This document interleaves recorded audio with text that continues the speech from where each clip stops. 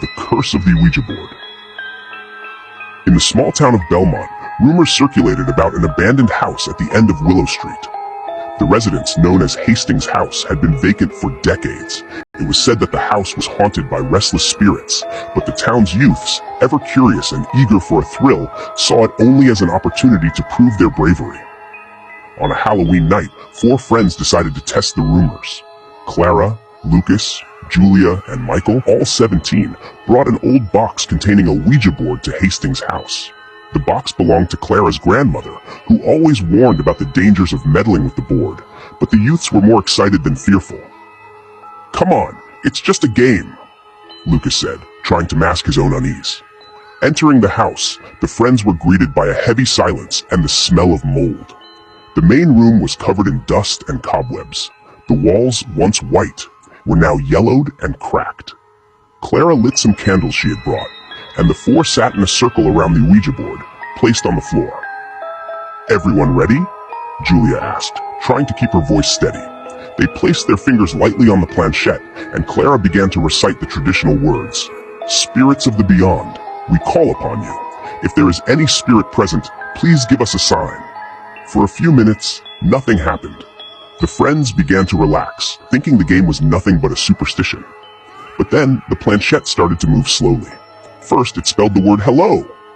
"Who are you?" Michael asked, his voice a bit shaky. The planchette moved quickly, forming the word Alex. "I think we're talking to Alex," Clara said, her eyes wide with excitement and fear. "How did you die?" Julia asked. The planchette hesitated before moving again, spelling M-U-R-D-E-R. "All right, Alex. Who killed you?" Lucas asked, now visibly nervous. "M-O-R-T-E-M. Mortem? What's that?" Clara asked, confused. Suddenly, a door slammed somewhere in the house, causing everyone to jump. The planchette started moving frantically, spelling L-E-A-V-E. The candles began to flicker and a cold wind swept through the room. "This isn't right. Let's get out of here," Michael said, trying to stand up, but it felt as if an invisible force was keeping him grounded. The board started moving on its own, spelling N-E-V-E-R. The candle flames extinguished suddenly, plunging the room into complete darkness.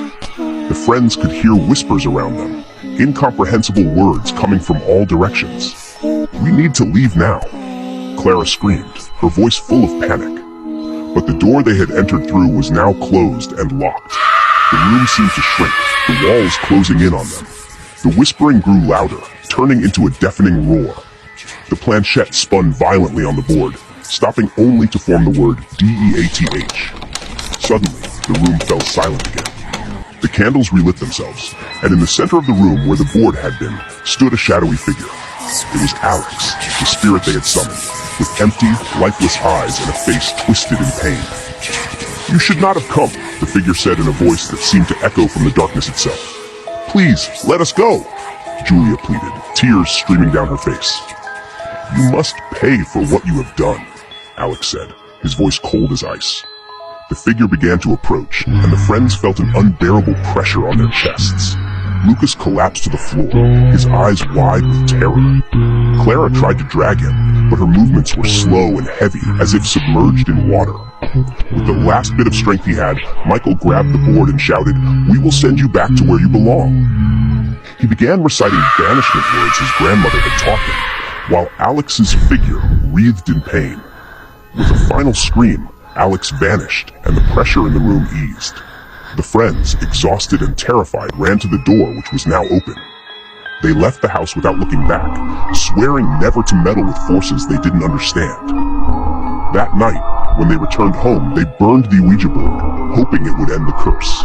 But in their dreams, they continued to hear Alex's voice, whispering from the beyond, reminding them that some doors once opened can never be closed again. Hastings' house remained empty, and rumors of restless spirits only grew. The 4 friends learned the hard way that playing with the unknown can have terrifying consequences, and that some horror stories are actually disguised warnings. When we call to see the teddy bears are here to play. If you don't come play with us, then we will kill you. When we call to see Sorcery.